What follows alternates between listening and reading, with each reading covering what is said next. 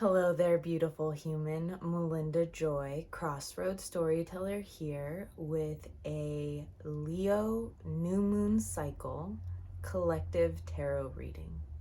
So every month on the new moon, I provide a new moon cycle collective reading as well as 7 tapping videos throughout the month to help us all integrate the lessons we're learning, as well as simultaneously nourishing our nervous systems.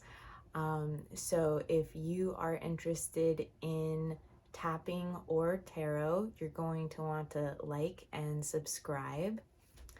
And today, also, the Leo new moon cycle is from July 28th. We're talking 2022. And this cycle ends on the 26th of August because the next new moon is on the 27th of August. So by then, we will have tapped through all of our cards and we will have a new tarot reading. Today, I am using the Creative Liberation Now deck, and I'm using Jessica Zinchuk's Ancient Storytellers spread, and you can find her as the Story Medicine. Oh, did I get everything? I did. To begin, we are showing up this month with the character or face of the essence of water. Now, this is a very expansive card. It's not in the minor arcana, it's not in the major arcana.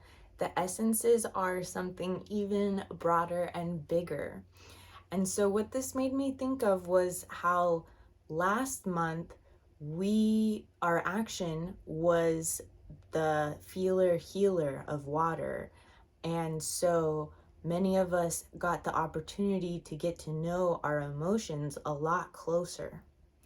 And because of that, we have an opportunity to see how our emotional body is like a drop in the ocean this month, and how we are a part of something way, way bigger. And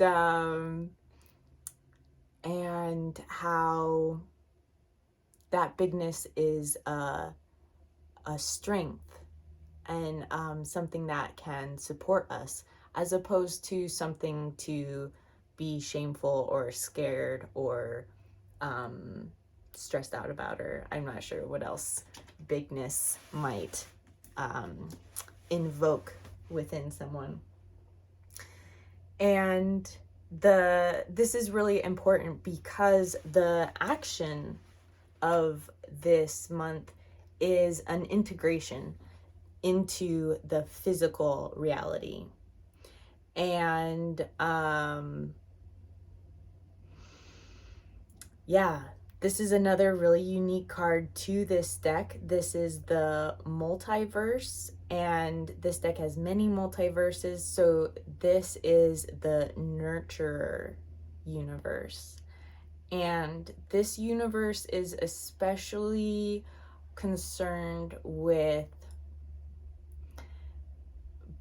understanding that I am but a fiber in the weave of life, that I am a single entity, but I am 100% so much more and so much bigger than that. This card is about allowing our skin to hold us the way we need to be held. It's about getting intimate with our breath.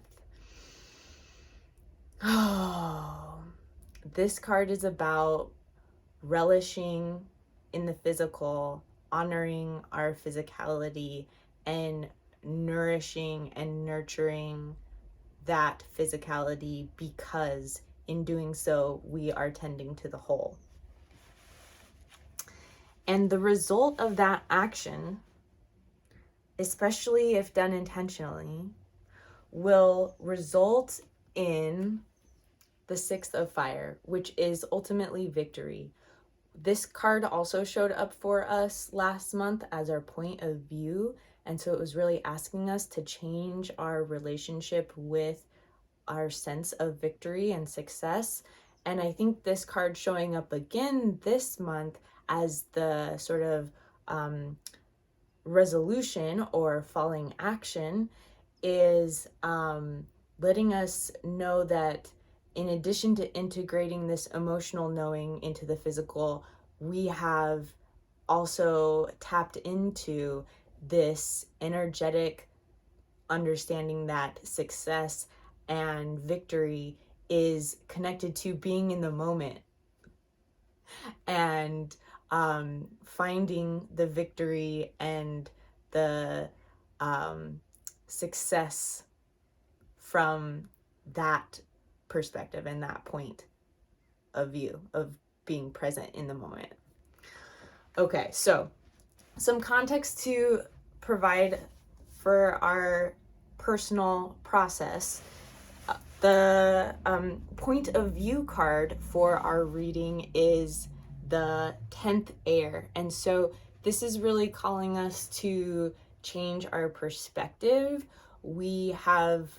Last month, we had the 4th air, which was really asking us to go within and sort out our ideas and our perspectives. And so this month, we have the opportunity to act based off of what we found last month.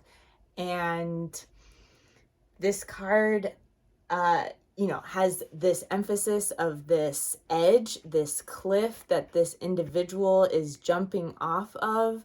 So a lot of 10 of airs sort of emphasize the moment before jumping and the pain of the experience that is no longer working, as opposed to this card, which is emphasizing the action required, which is this jumping off into the new, into the future, into what was previously impossible.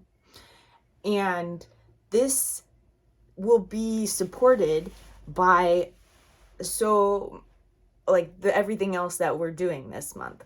So yes, you can keep that in mind, especially when you are ruminating on something or getting caught up in the mental world or your particular point of view and story you're telling yourself. And there's so much in this month about being present. And so I think returning to the present, like this card is going to remind us, will be so supportive this month. So this is the foundation or roots of our story this month. And once again, this is a unique card for this deck. This deck has multiple fools, and this fool is the drunken fool, also known as the sacred sobriety fool. And this card is explicitly the opposite of addiction. So the perspective we are leaving, part of what we're also leaving is some habits that have been unintentional, that have been learned from less than ideal sources, like colonial internal programming. We all have a little bit of it. Or a lot of it. So yes, this card is about releasing our addictions in, especially our addictions to not being present. So this is about being drunken off of the spirit and the divinity that is found in the present, and is the opposite of trying to find fulfillment or joy or success or victory somewhere else other than the present moment. I feel like I'm just saying the present moment over and over again, so I apologize. I'll see if I can think of another word, but that just might be the theme of this month. So the theme on that note, the theme of our cycle story is seventh earth. And the seventh of earth has to do with stepping in alignment with one's integrity and manifesting one's physical reality by finding and staying and really relishing in one's integrity. Yes, part of this card is understanding that everything that is outside of us is a reflection of what is inside of us. So all of those other humans I'm really upset about or at or whatever, annoyed by, that is my shadow being projected.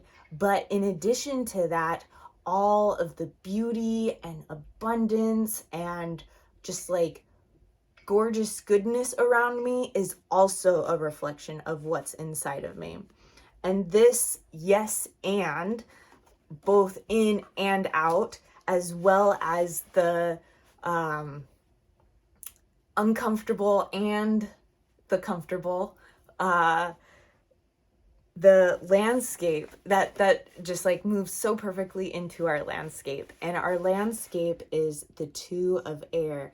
And often this card in some decks will have the individual with these two swords crossed, and there's like an emphasis on needing to choose between the two. But this deck very clearly emphasizes a both and. This is not about choosing one or the other. It's about honoring both. So we are honoring both who we have been and who we are becoming. We are honoring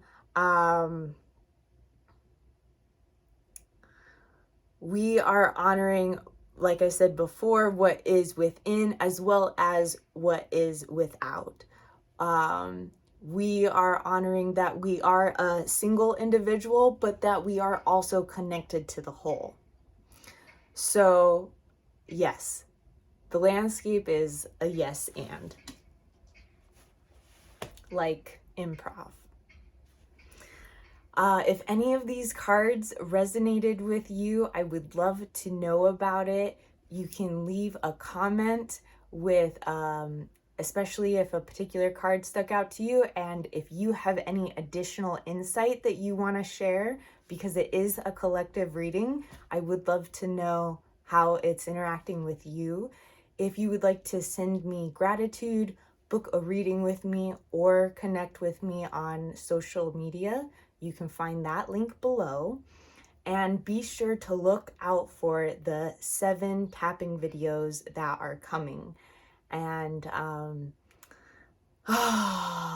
yes, nourish your nervous system with me. And if it feels good, send whatever video just like really excites you to someone who you love, and share that nourishment with them. Okay, so much love.